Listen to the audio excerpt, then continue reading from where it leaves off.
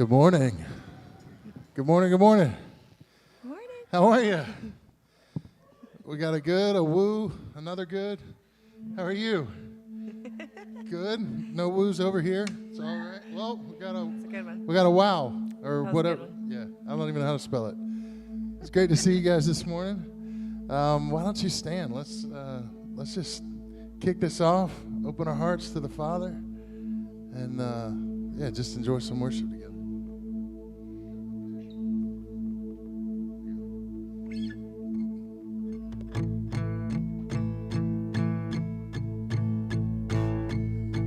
You unravel me with a melody, and you surround me with a song of deliverance from my enemies, until all my fears are gone, and I'm no longer a slave to fear. I am a child of God. I'm no longer a slave to fear. I am a child of God.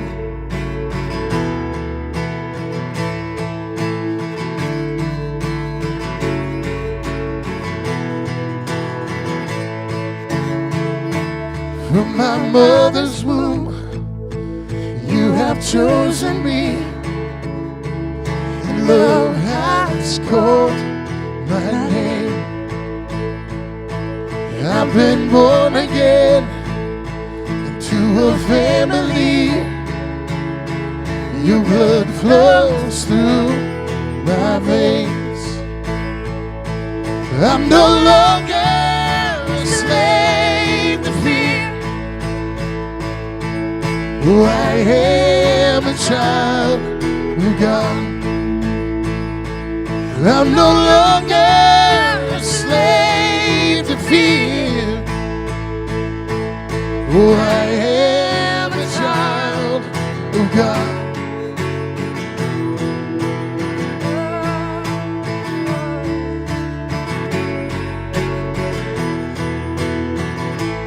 Sing that verse again. From my mother's womb, you have chosen me, and love has called my name. I've been born again into a family.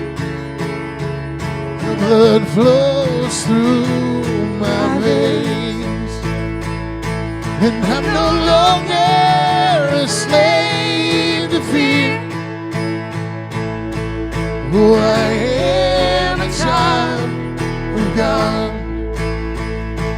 I'm no longer a slave to fear. Oh, I am a child of God.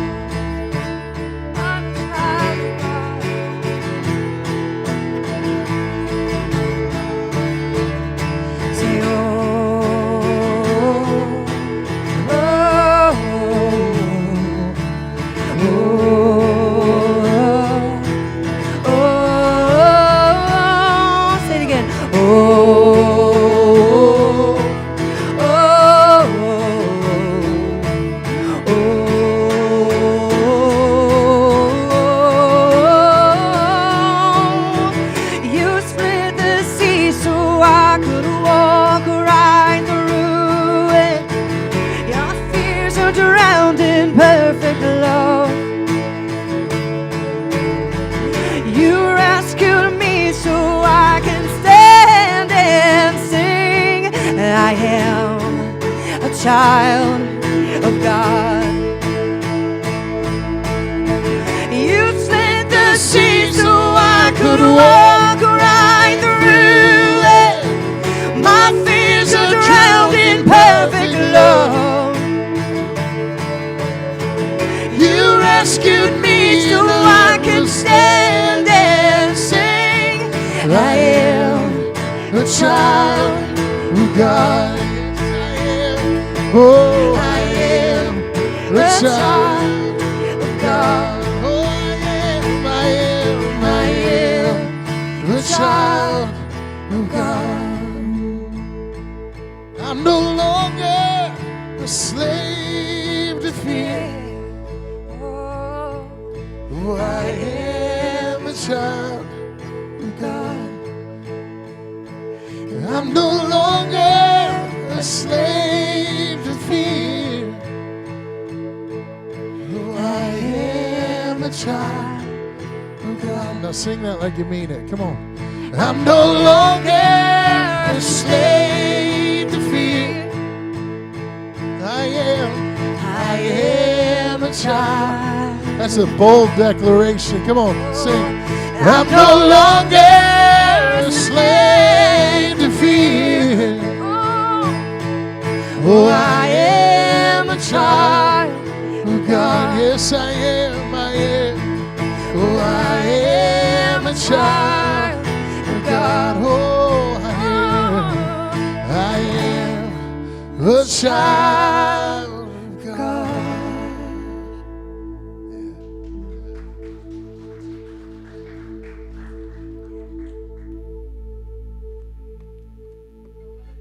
Well, what a beautiful way to start our service this morning. Welcoming Rob and Holly back.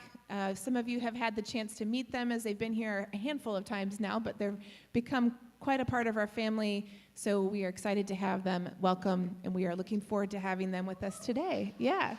So I'm going to say welcome back to you. Welcome to the Grove. I do have a couple things to announce, and I do want you to stay standing if you can. Some of you did and some of you didn't. But this is the time we're going to take a few moments just to say hello to someone. But we also want to announce that our teenagers, starting today, are actually meeting in the back for their small group. We're going to be having that during the service available for our students. So that's 6th through 12th grade. They're going to be upstairs, so they're back through this door and upstairs, and they're having their own small group time. So if any of the students that are in the service right now want to exit and join them, they are upstairs, and you can go ahead and take a moment to walk out. We won't judge you. We will cheer for you, but you can join them if you'd like. So in that, while they're some of them are headed up, if you want to take a second to just find someone around you to say hello and welcome, or not, hello, welcome. Greetings. Salutations. They're like, should I do? What should I do?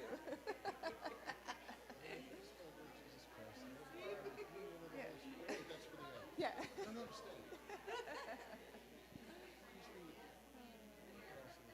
my gosh, I love it when Dennis, the dog, shakes. I always think somebody's got a tambourine.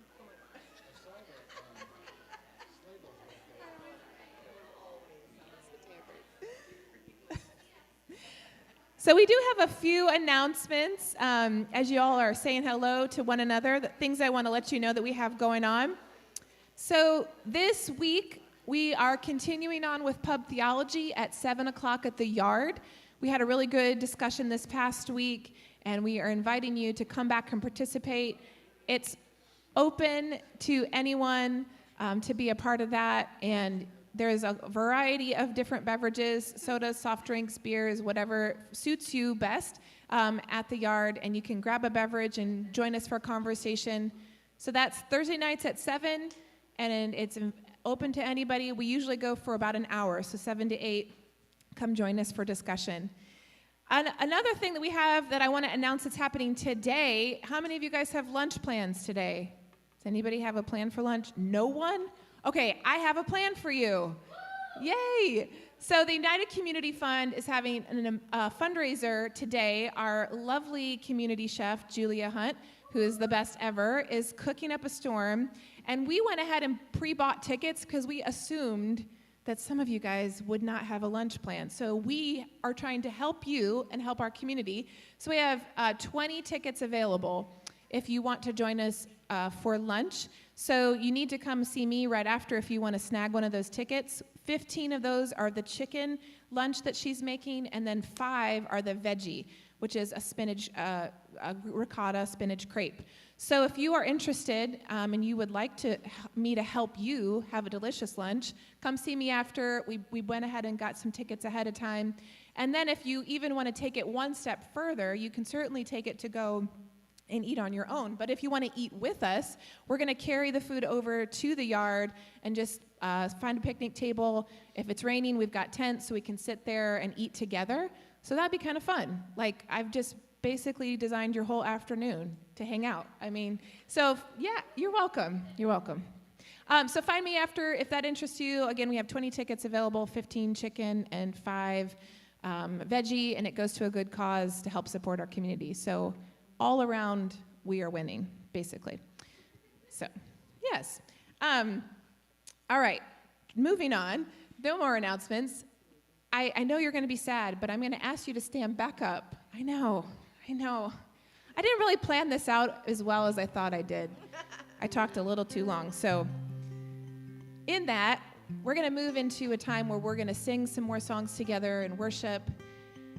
And we're going to invite you to be a part of that, to participate in how you feel. If you want to close your eyes and listen to the lyrics, or you want to sing and lift up your voice, if you want to make this a prayerful time or a time of meditation, we would invite you to do that. But I want to read a prayer as we move into this time, just kind of acknowledging that there's a lot that's happening, a lot that's going on, and a lot in our lives. We recognize that. And sometimes when you enter into a space when there's so much happening, it's hard to pause, take a deep breath, and just offer praise to God. That's sometimes a challenge. So I want to read us a prayer that's called Praise Be to You. And I'll let these words be a prayer in our heart. So even if it feels difficult, maybe we can challenge ourselves to praise God for what He's given us, the blessings that we have, the things that we can be so grateful for, that we're standing here together today in this community. Praise be to you, God of life, for the shoot that breaks through the earth, that strains towards the sun, that blossoms and makes of its fruit an offering to the world. Praise be to you, God of life, for the seed that dies and is resurrected into tree, for the tree whose longevity whispers a parable of eternity. Praise be to you, God of life, for your presence and purpose that infuses all of creation and calls us to follow, to embrace this life, to share this life, and to offer the fruit of our lives as we worship you. Amen. Praise be to you. He is jealous for me. He loves like a hurricane. I am a tree bending beneath the weight of His wind and mercy.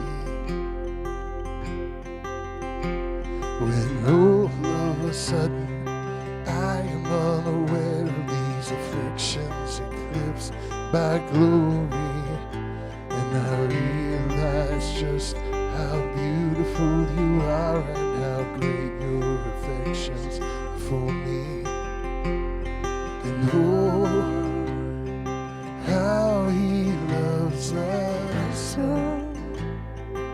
Oh, how He loves us. How He loves us. We are His portion, and He is our bride, drawn to redemption by the grace in His eyes, and His grace is an ocean, and we're all sinking. So heaven meets earth like a sloppy wet kiss, and my heart turns violently inside of my chest.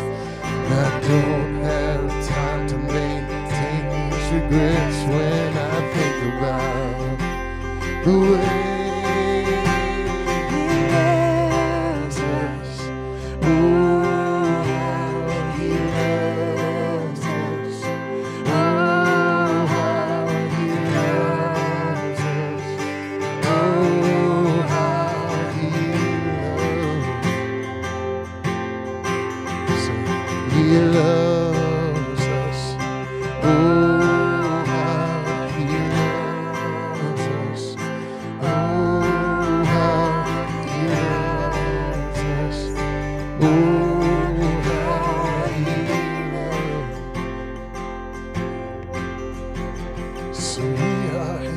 portion, and He is our prize. Drawn to redemption by the grace in His eyes and His grace. He is an ocean we're all singing. So heaven meets earth like a sloppy wet kiss, and my heart turns violently inside of my chest. I don't have time to maintain these regrets when I think about the way He loves us. Oh, how He loves us. Oh, how He loves us. Oh, how He loves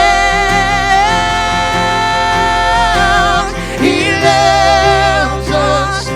Oh, how He loves us. Oh, how He loves us. Oh, how He loves us.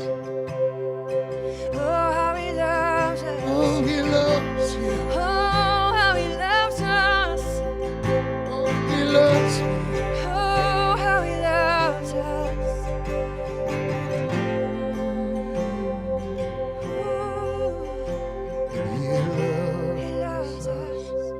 Oh, how He loves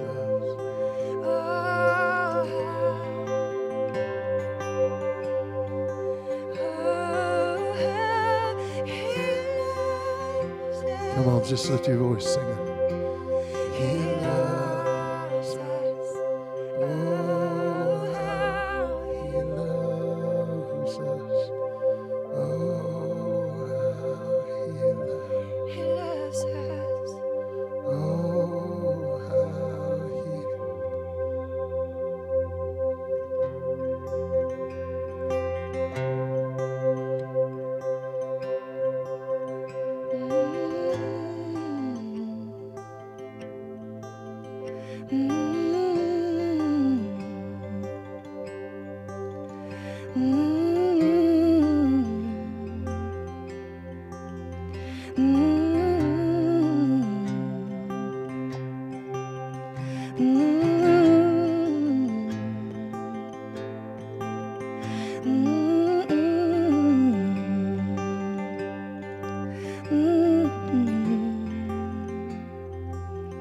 Could we say it like this? He loves me. Oh, how He loves me. Yeah. It's me. Oh, how. Sometimes it's hard to say that. He loves me. Oh, how He loves. It's me. Oh, how He loves me.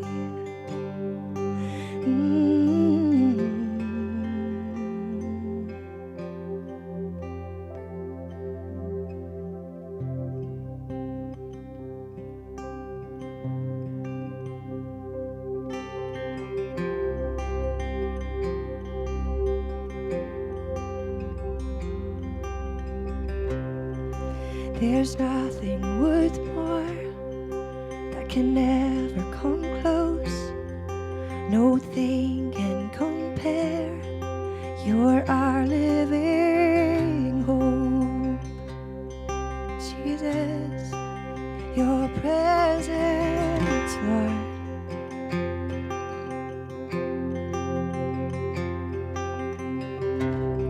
And I've tasted and seen of the sweetest of loves, where my heart becomes free and my shame is undone. In Your presence, Lord.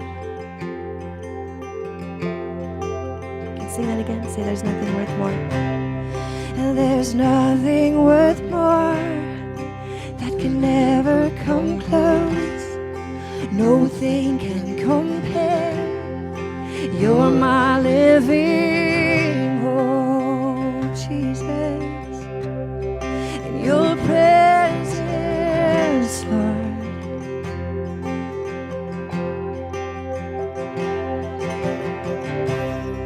And I've tasted and seen all the sweetest of loves, where my heart becomes free and my shame is undone. In your presence, Lord.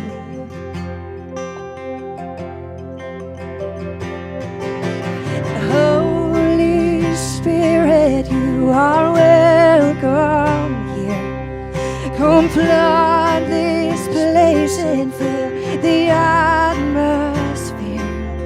Your glory, God, is what our hearts long for. To be overcome by your presence, Lord.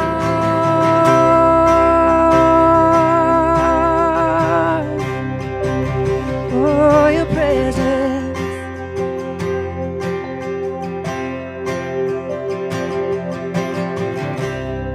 And there's nothing worth more that will ever come close.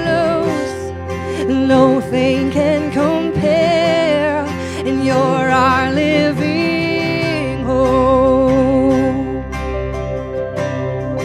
Your presence, Lord.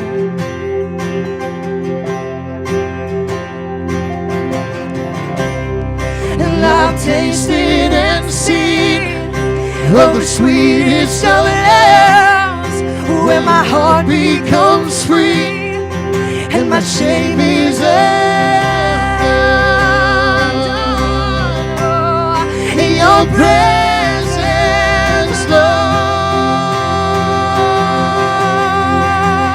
And Holy Spirit, you are welcome here. Come flood this place and fill the atmosphere. Your glory, God, is what our hearts long for. To be overcome by your presence, Lord.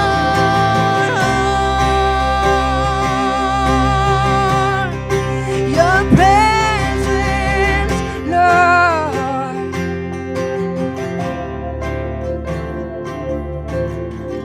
Let us become more aware of your presence. Let us experience the glory of your goodness. Let us become more aware of your presence. Let us experience the glory of your goodness. Let us become more aware of your presence. Let us experience the glory of your goodness. Let us become more aware of your presence.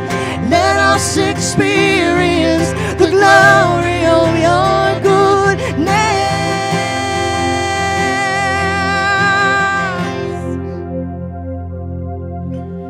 Holy Spirit, you are welcome here. Yeah, sing. Yeah, this place, fill the atmosphere. Your glory, God, is what our hearts long for. To be overcome by your presence, Lord.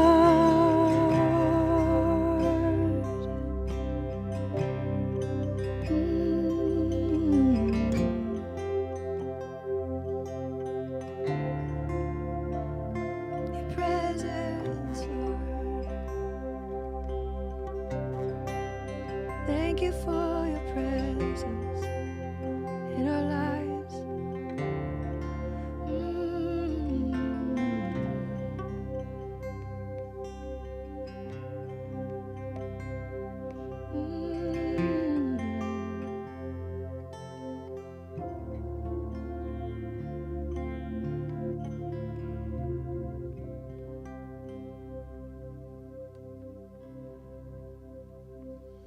You can be seated.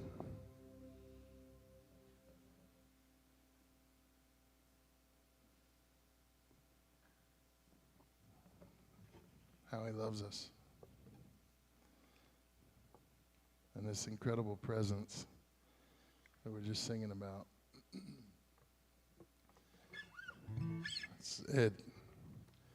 It's life-changing if you can actually get a hold of it.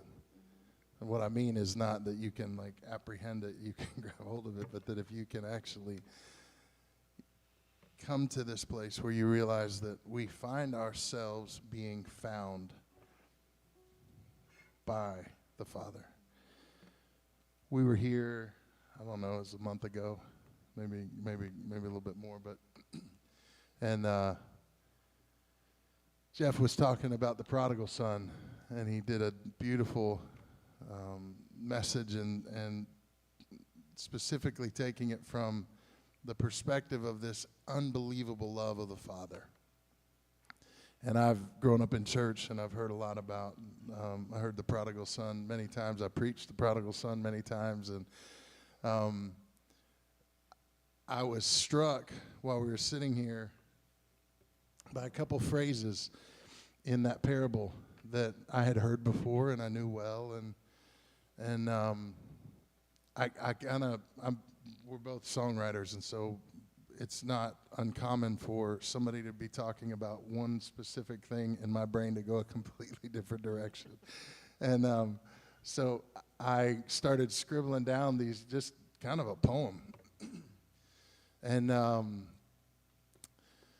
I got home and just kind of stuck it away, and the next night I went and sat down, and I wasn't even trying to write a song. I just sat down and I grabbed my guitar and I started playing this little...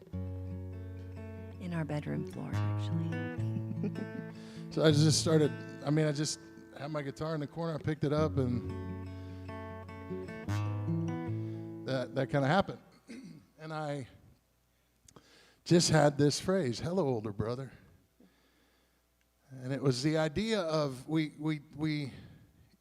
heard often the prodigal son, the story. I'm sure you're familiar with it. If you're not, I won't belabor it. You'll pick this up here, but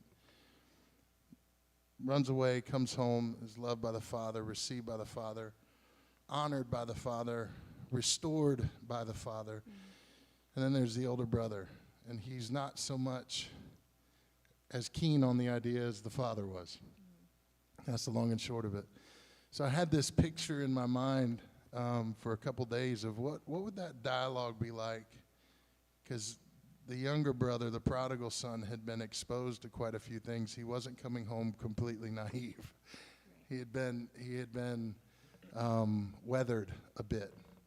And in that season of weathering, I wonder the wisdom that he might have walked in towards his older brother, where there wasn't an anger or a cynicism towards the brother, but there was a love, and in love telling the truth at the same time, right? So I just thought I'd share this, as this is a fruit from this community in my life. And Matt joked with me. He's like, "I think you're 3 for 3, man. Every time I've come, I've written a song." So y'all are good for me, good for my heart.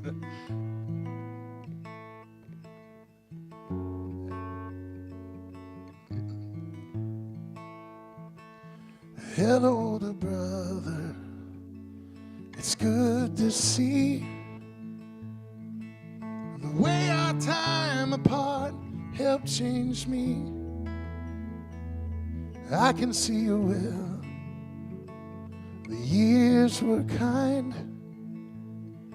and the paths we chose now seem so well defined. Well, there are scars that will remain, and there's memory of the pain, but I can't recall the man you mourned not long ago.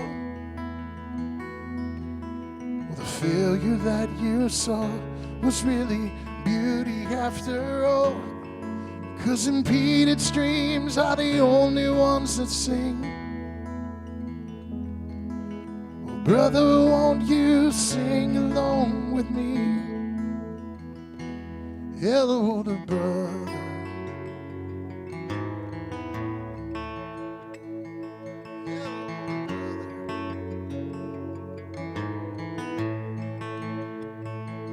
Hello to brother.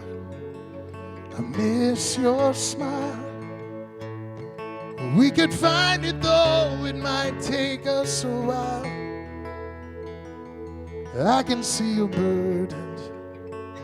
I had mine too, and learned how certainty can tear a heart in two. Well, there are scars that will remain, and there's memory of the pain, but I can't recall the man you mourned not long ago. Oh, the failure that you saw was really beauty after all, because impeded streams are the only ones that sing.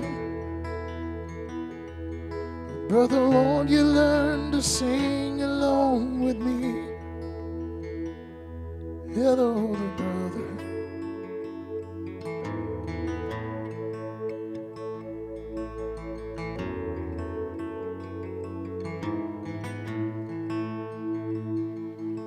There are scars that will remain. There's memory of the pain, but I can't recall the man you mourned not long ago. Oh, the failure that you saw was really beauty after all, because impeded streams are the only ones that sing. Brother, won't you learn to sing along with me? Hello to brother.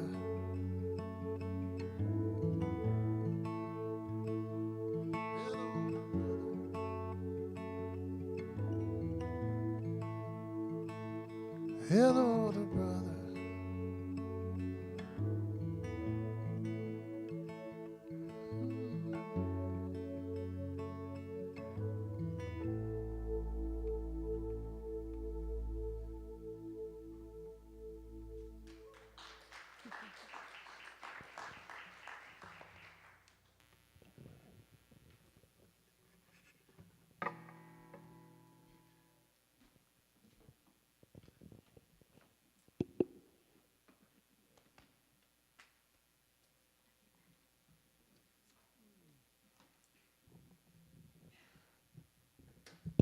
I like all the hugs. I may need them before this message is over. Can you believe I've been listening to that man sing and write for, gosh, about half my life now? I'm really blessed to know you as friend, Rob, and thank you for bringing Holly into our lives. Let me start with a phrase that we're going to use as a refrain today. That's a repeated phrase throughout a talk or a speech or a sermon. And what I want to start with, and I'm going to return to, and I'm going to close with, is this. When the wind and the waves rise and begin to swamp your boat, he says, and we repeat, peace, be still. I don't often start a sermon with a trigger warning, but I will say that today we're going to be discussing some topics of mental health, along with the topic of suicide and suicidal ideation. And I want to talk to you about it because it's a very real thing in our communities. It's a very real thing in my family, and it's been a very real thing in my life. And I think that the way of Jesus has much to speak about this topic, has much to say when addressing it. And I believe it's very different than the way that I was taught that the church addressed it. Some of you today may say, oh God, I'm not ready for another beating over this. And what I want to say to you is that's not what you're going to receive today. For when the winds and the waves rise and they begin to swamp your boat, my boat, our boat, he says, and we say, peace be still. I also want to say that timelines are very hazy with me. I am not very good at years or dates or times, so I'm being upfront with that. I am quite certain this afternoon Nicole will fill me in on everywhere where I was wrong in a timeline, but I'm going to stick to broad brushstrokes when it comes to my story and the happenings therein. With that said, if you will indulge me, allow me to breathe a prayer here. Oh God, you have my entire life been my rock. You have my entire life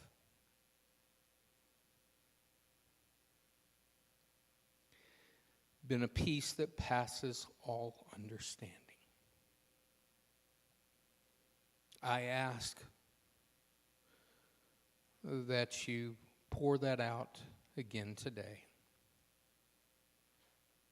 That you allow me to speak words of healing and of truth, and that you allow our ears to be open to the hearing, our minds to the understanding, and our hearts to the hiding of the fact that you, and in turn those of us who have been called to follow in your way, are peace speakers. Amen. The first time I gave it serious consideration, I mean like a couple of days where I kind of daydreamed about it, or wrote about it, journaled about it, must have been around the 2nd or 3rd grade. My mom and I had been on a Mark Twain reading kick, and we had just finished chapters 14 through 17 of The Adventures of Tom Sawyer. And Twain has this beautiful way of taking really slice of everyday life kind of stories and wedding them to really, really important and timeless themes. And yes, Tom had already fallen in love with Becky Sawyer. And yes, Tom had already painted a fence and taught other boys, tricked them into whitewashing that fence. And Tom had already hid in a cave. And Tom had already done a bunch of things. But chapters 14 through 17, Tom and Huck, his companion, had been presumed dead. And in these chapters, they actually enter through a side door and witness in secret their own funerals. As a young boy,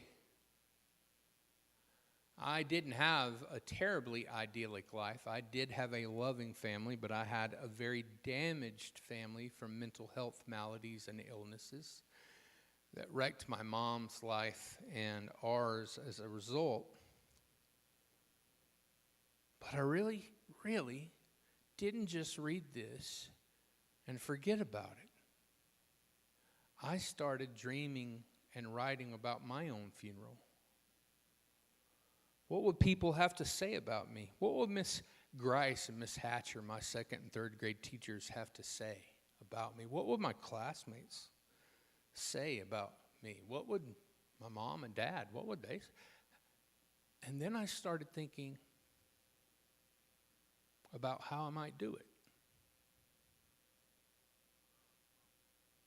Not something I felt I could share with anyone. But I played with it for a little while in my head. And then I'm not entirely sure what happened, but it kind of faded. Life didn't fade. My dad and mom's fighting did not fade.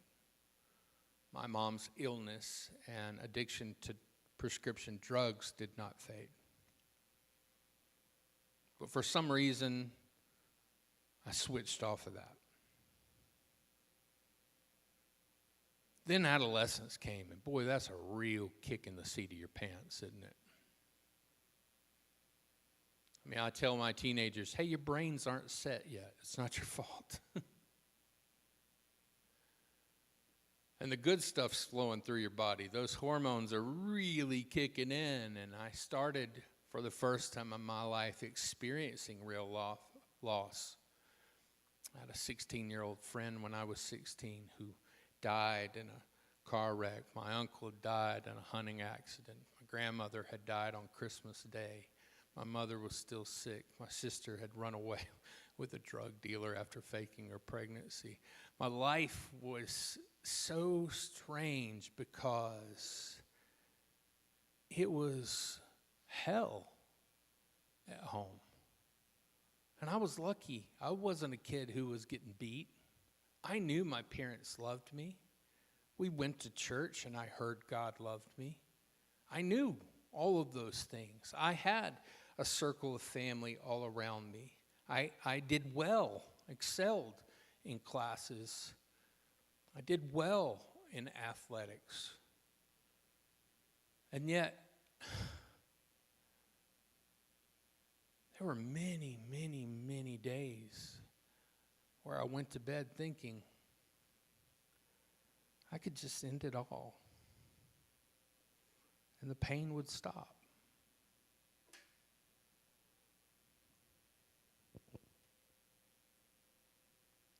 I got to college, and college was so much better. College, I'm away from my parents, and this is before FaceTime, so they couldn't catch up with me every day. One phone call a week, pretty much, on a payphone in our dorm.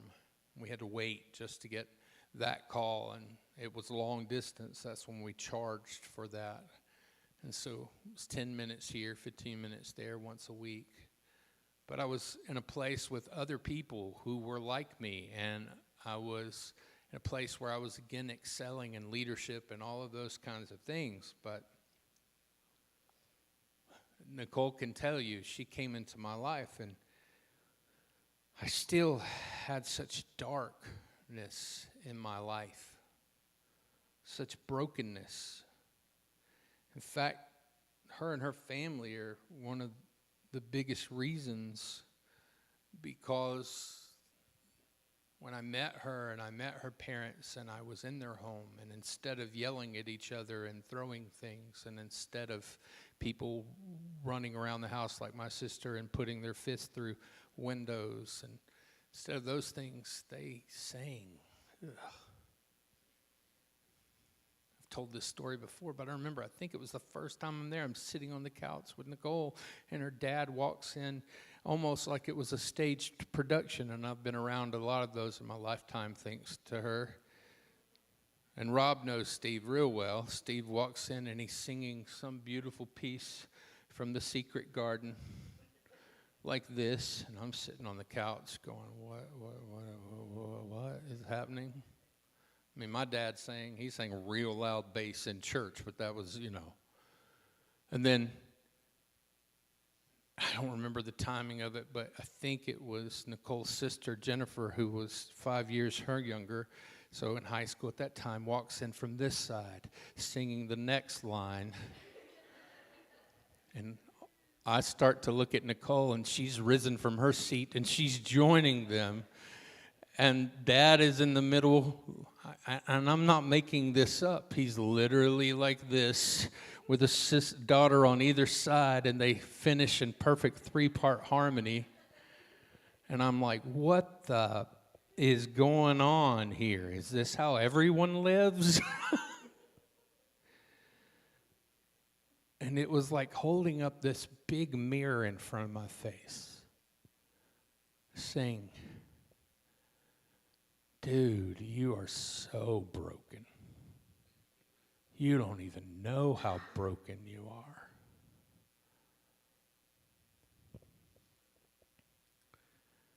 And then, of course, Nicole and I broke up.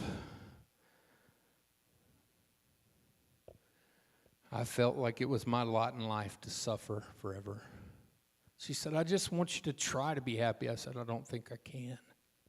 So dramatic, so emo.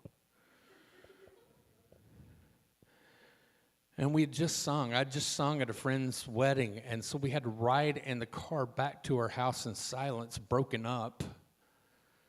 And then I had to spend the night at her house, broken up. And then I had to drive, 13 hours to Alabama, broken up. I went to a doctor for the first time about mental health. And he looked at me. I think I'm 20 at this point, maybe 21. I don't know. But he looks at me and he says, son, I service pastors all over this county. He says, how old are you? And I told him, and he said, how long have you been in the ministry? I said, well, I've been preaching since early teen. I've been pastoring, youth pastoring since then. He said, you're the youngest case of emotional burnout that I've ever seen. And unless you figure out how to do something different, because the prayers don't seem to be working, I fear for your life.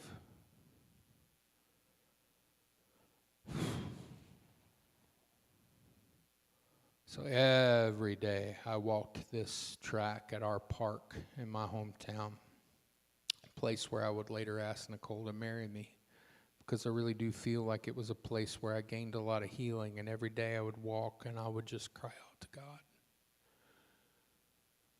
And the doctor had said to me, I need to put you on some meds, and I'd said, no, I got Jesus.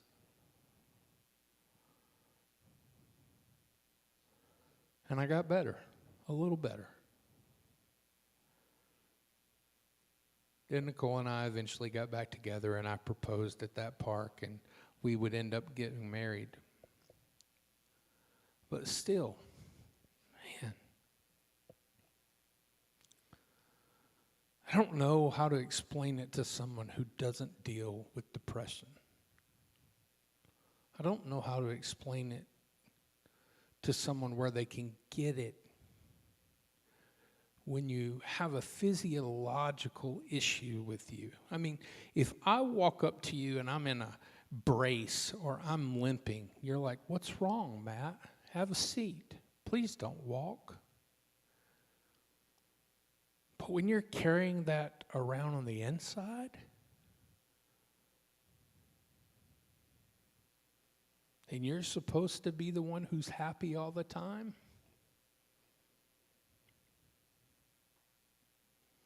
It was with that doctor that I was first diagnosed as being bipolar, which was not a big surprise because my mom had dissociative disorder and borderline and whole history of things, and my sister we knew had things, and my dad, even though probably to this day denies it, he's got some stuff going on as well. Sorry, Dad. But I was still proud. But I got married, and all of a sudden, my life was not my own.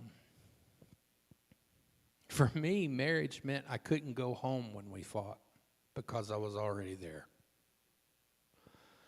Couldn't get in the car and just run off somewhere.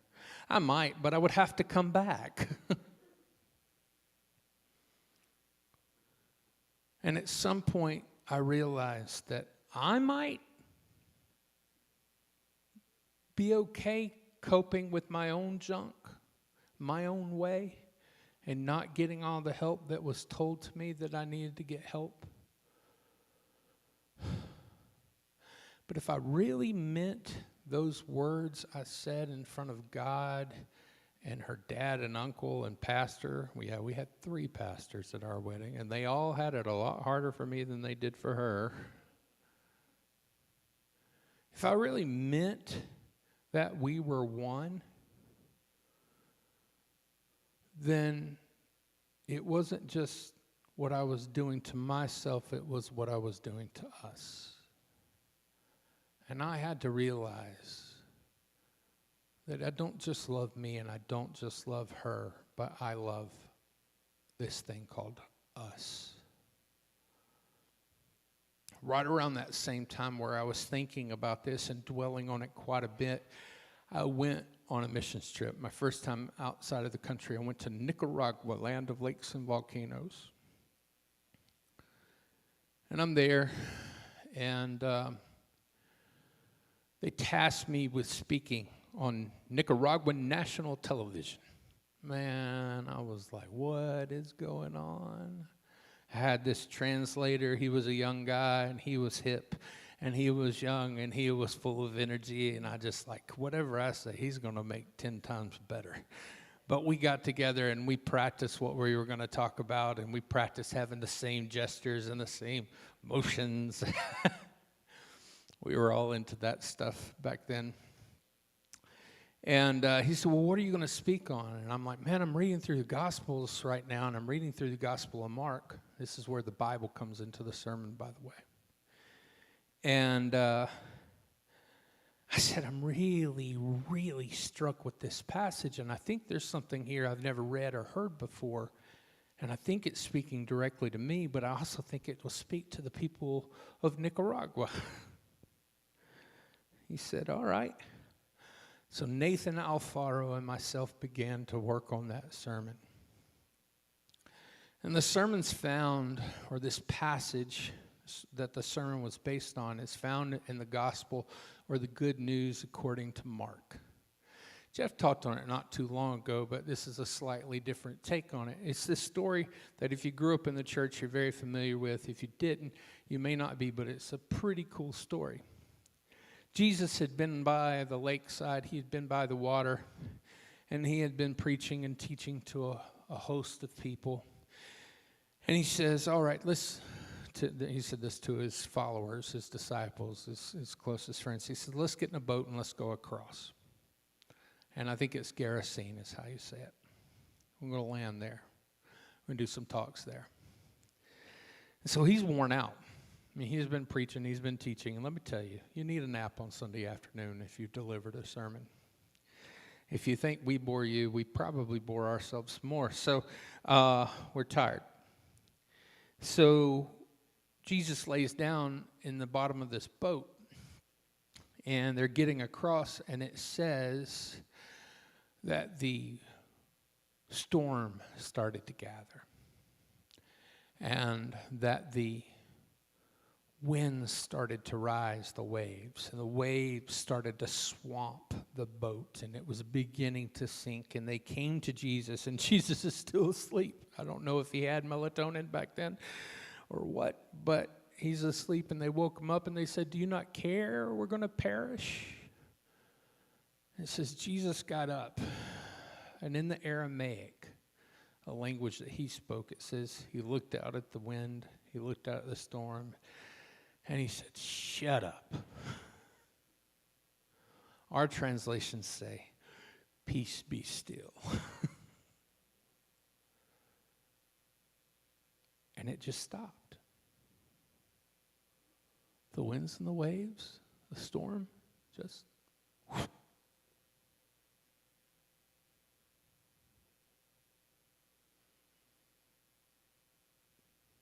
What's crazy is the chapter ends there. Now, you guys all know that chapters and verses were included much later after the Bible was written by these scribes who were handwriting copies, and so they needed to know where to start and stop. So they put chapters and verses in, and so it stops there. And I had never really read chapters 4 and 5 together in one setting. I don't think I had in my entire life. Don't think I'd ever heard it preached that these two stories were the same story continued. Chapter 5 starts with Jesus and his fellows landing on the other side, and all of a sudden there's this person that Jeff mentioned, this Gerasene demoniac, they called him, who was supposedly filled and tormented with evil spirits, and that they would keep him chained up because he would cut himself and he would run around basically terrorized the people. Didn't really say he did violence to the people, but he scared the heck out of them. And it says he would break his chains. And he ran forward and he said, Jesus, Son of God, why do you torment me? Well, here's Jesus again. He's just landed off the boat. He's still tired. You ever felt like that? You ever felt like, gosh, can I just get a moment to myself? Most of you are probably too young for this, but I used to just watch those Calgon Take Me Away commercials and go, if only if. Mom, can we have Calgon? You're 12. Why are you asking for Calgon?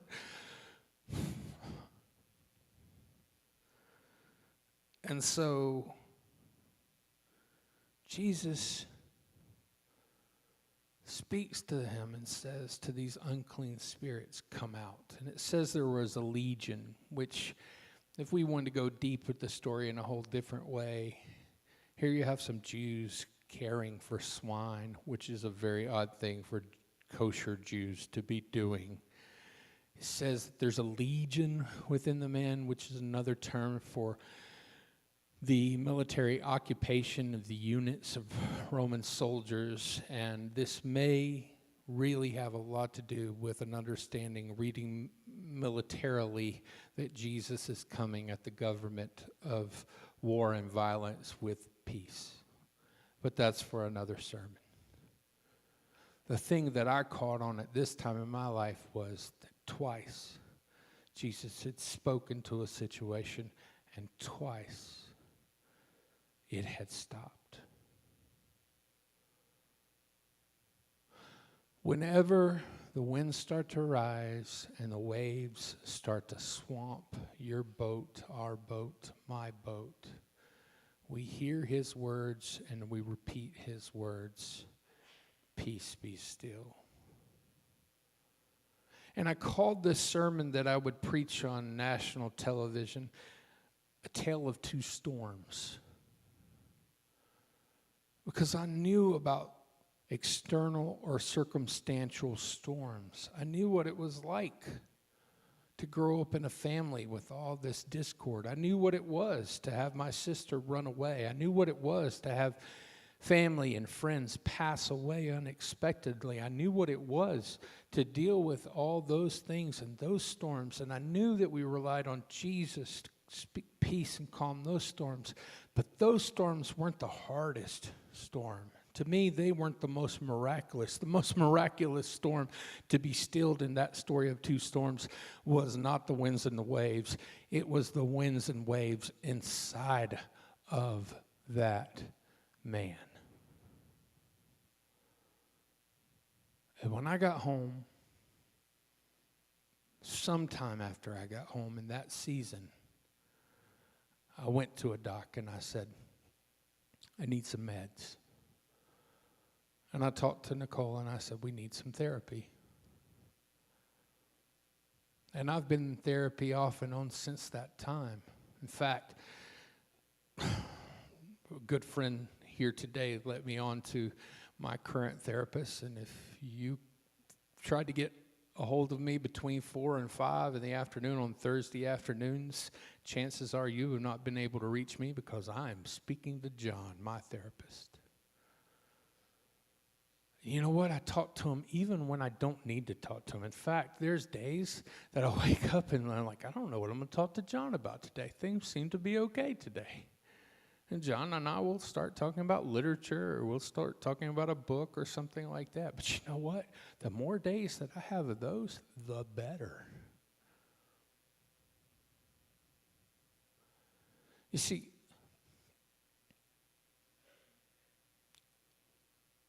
I still have suicidal thoughts. The space between them is way larger. But there will be days I wake up and I know something's off. And it's not necessarily dependent upon any external circumstance. It might be. I might be worn out from a lot of different things that have gone on, and sometimes that's the case. But the weird cases are when I'm driving over Balsam and I just think to myself, with nothing seemingly going wrong, just head over. Just turn that wheel. That's not natural for most people. It's not natural to me. And at this point, because I've been in therapy, because I've looked at it, because I have prayed, because I have gone through these things, it goes off like an alarm. And I don't give it a second thought. If I have signal, sometimes I don't, going over Balsam, I call Nicole, or I call my friend Steve, or I call my friend Rob, or I call another person, and I say, dude, check in on me for the next 48 hours. I don't know what's going on, but I just had this thought. And that's what I want to say to you today.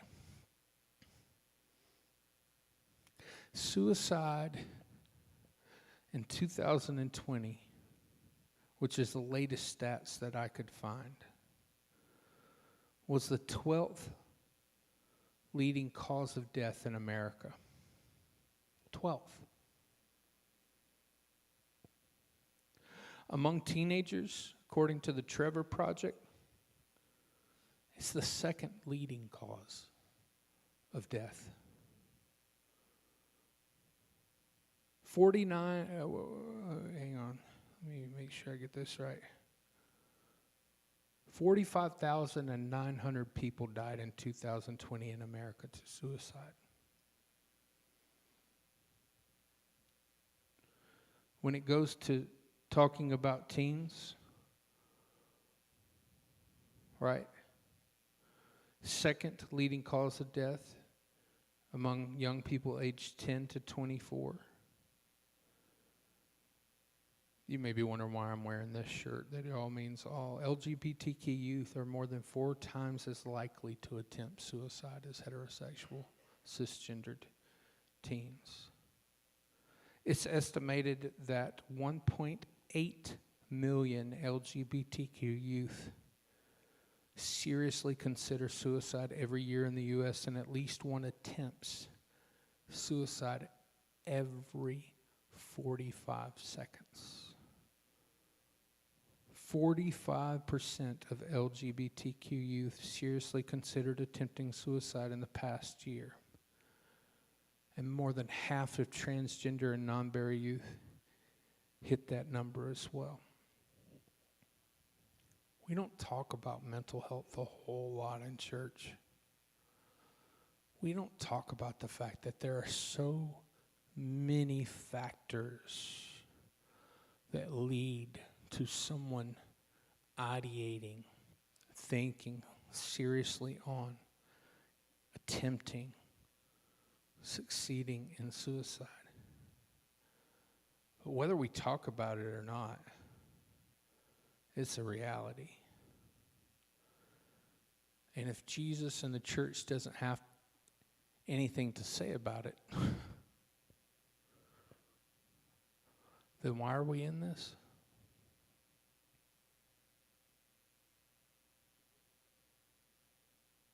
Here's some things I want to say to you as a 48-year-old, white, straight, cisgendered man, Christian my entire life. Feel as though I've been called by God to be in active ministry from the age of 13. I've counseled so many people through not taking their lives, have presided, unfortunately, over funerals where folks have and counseled their family members and all those. I'll say this. If you deal with mental illness in any way, it's every bit as real and as biological as an outward burn or scar or fracture or break.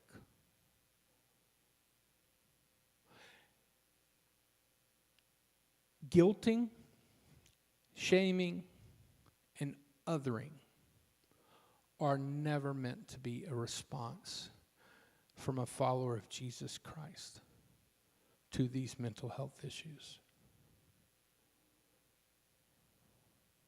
Jesus didn't shame folks. Jesus embraced folks. If you deal with any of these pieces, and again, I don't know how to describe it. I used to have this place when we lived on campus at Southeastern. We lived on a lake and we lived on a second balcony. It was called La Chateau. I'll let you imagine how other people called these really bad apartments. But I used to sit out on that balcony and I could see storms coming across the lake. I could see the cloud before it got to the lake. And I could literally see that dark cloud come across. And I could see the waves and the winds start to pick up as it got towards me. And I could hear the rain before I could feel the rain. And then if I wanted to, I could stand and lean out over the balcony and I could feel it hit me and soak me. And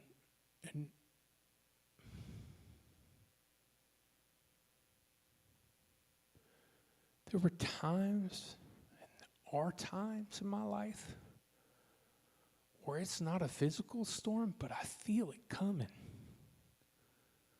It's almost as if I can sense this darkness head towards me until it has me. Now, thankfully, I can see it so far out ahead that now I know I need to seek shelter. I need to call a friend and have a talk. I need to cry. Can't cry. I'm going to go watch a sappy movie, so I can't cry. I'm going to lean into this crap before it gets me. Of course I'm going to pray.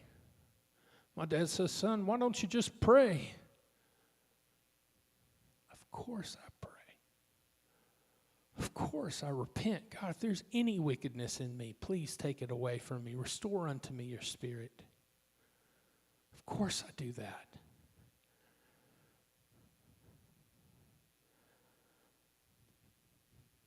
Two things. You're not alone. If you're going to follow the way of Christ, you embrace, you do not stigmatize, you do not other, and you do not shame.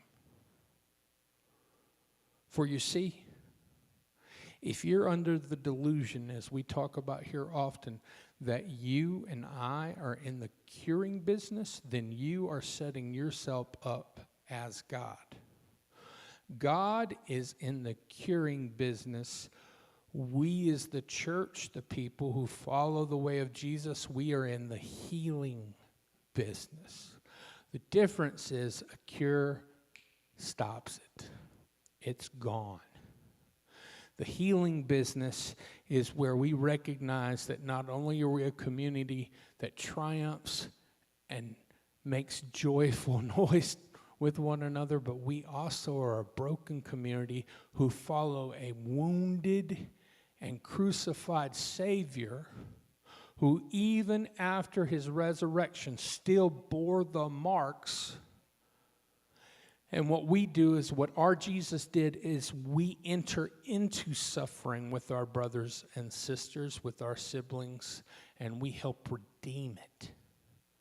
It might not go away, but we can transform it into something lovely and beautiful, all the while acknowledging the harm and the hurt and the death that has happened. God is in the curing business.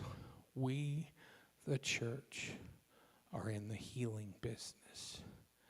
Medicine, therapy, community, confession, bearing one another's sins and brokenness and burdens, showing grace, showing presence in the moment with one another, are all gifts from God, and we are to use them.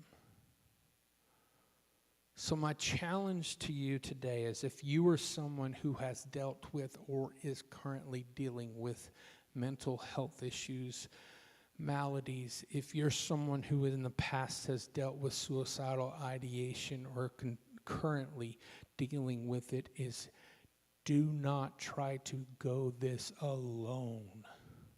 Find a counselor, find a friend, find a pastor, find someone to confide in and talk with and walk through this together with. If you are someone here today,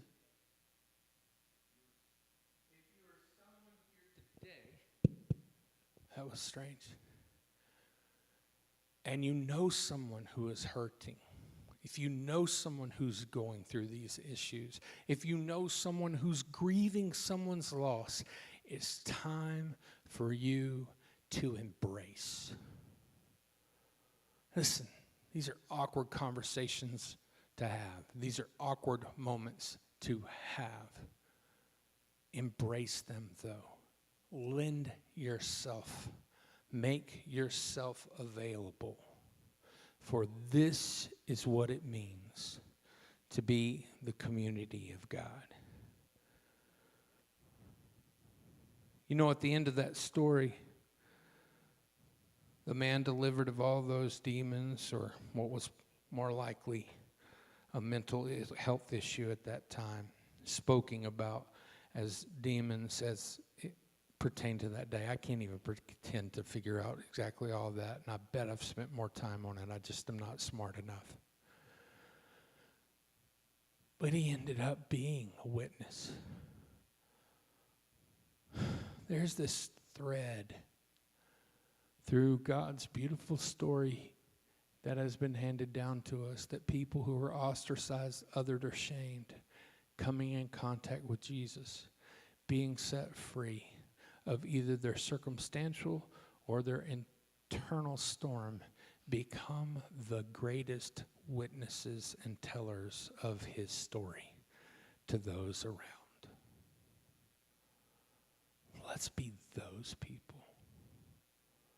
Rob and Holly are going to come up. They're going to lead us in one more song. I'm going to ask you when they get up here to stand to your feet and respond in song, if you will.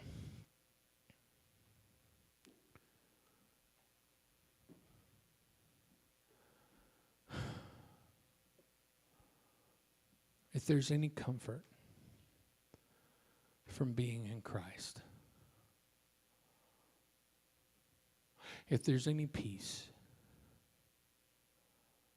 from being set apart unto him, the author of Philippians tells us to be one in your purpose and to be one in your love. I challenge you, I challenge me, I challenge us today. And what the heck would it look like? What would it look like in our families, in this town, in this county? What would it look like if we came together in one heart and one mind, one purpose and one love? That what united us wasn't some rally or event. What united us wasn't a football or volleyball game. What united us was not a shared pain and a common enemy. But what if God's grace, God's love, God's acceptance, and God's restoration? What would it be? What would it look like if that's the thing that brought us all together? What hellish force in all this world, what dang gate of hell could stop us if we unleashed ourselves as an army of love and hope and beauty and redemption? What if we woke up every morning and we thought to ourselves, what moment can I redeem today? What unlovable person can I love today? What pain can I sit with someone else in and help redeem today?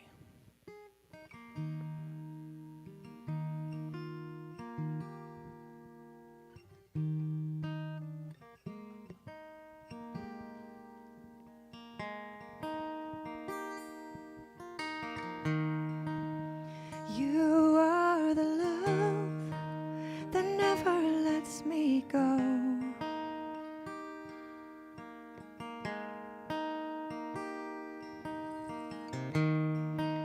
And yours is the voice that sings my life along. There's beauty all around because you're here with me. The moments when I'm found, it's you who's finding me. And I know you're always with me.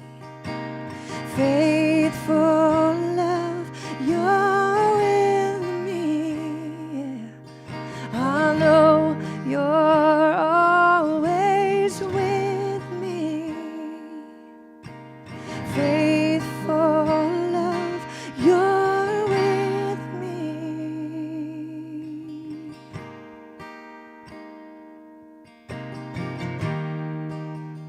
Whisper to my heart the truth inside yours.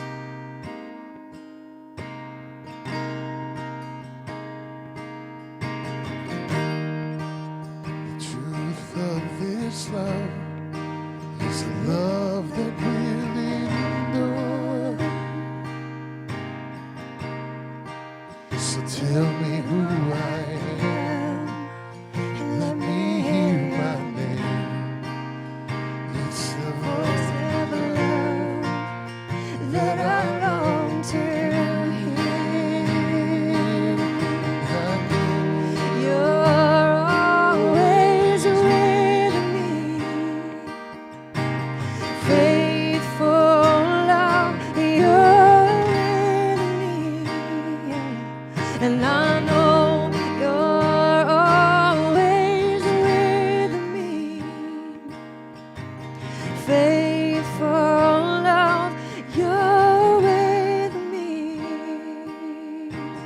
Every day I hear the sounds of your love, and every day I feel the kindness of your presence, and everything you are, it's your love, it's so complete.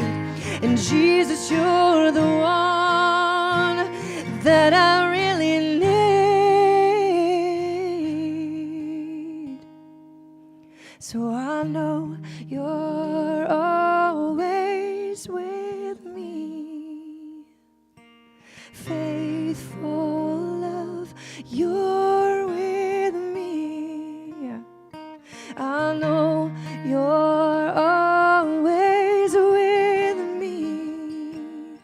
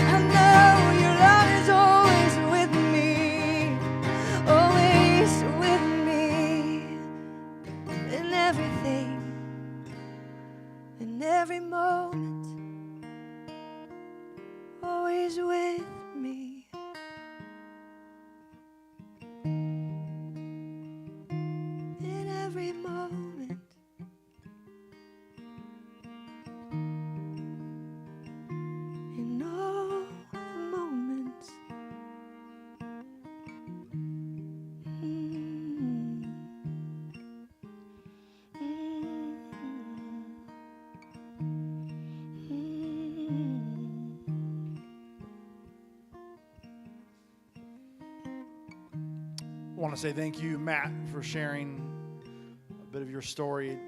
Rob and Holly for being here. I know it's not the easiest sometimes as pastors and church leaders to be vulnerable like that. There's this expectation that we have it all together, and I think I've been saying it for 16 years that, you know, you got the wrong guy, you got the wrong place. People always said in the beginning, man, you don't look like a pastor. I'm like, man, if you only knew the half of what goes on here. And I haven't met one person that's come through this door that has it together. So thank you for being consistent with the rest of us being broken and finding belonging and community here. And so Jody mentioned earlier in the message or in the service that we have some tickets for lunch. Maybe you want to take us up on that and you want to grab a meal or maybe go find something else and meet us back at the yard and have some conversation. And in 2 weeks, the 25th, Tiffany is helping organize so for those that don't know, September is Suicide Prevention Awareness Month. And on the 25th, we're going to gather together again at the yard on that Sunday and just kind of have a moment to talk and reflect and share. There'll be a music there that playing. There'll probably be a food truck, things like that. But a time to get together and maybe say hello, share some stories, and talk about what it looks like to be to have these moments or to be aware of how to prevent and be a part of that as a community. And so that'll be the 25th. It's a Sunday as well. I want to say thank you so much again for being here and being a part of our community today. We love you. And again, like Matt said, don't go at this alone. If you need to talk to someone today or this week, find one of us, find someone. But we love doing life with you guys, and we'll talk to you later.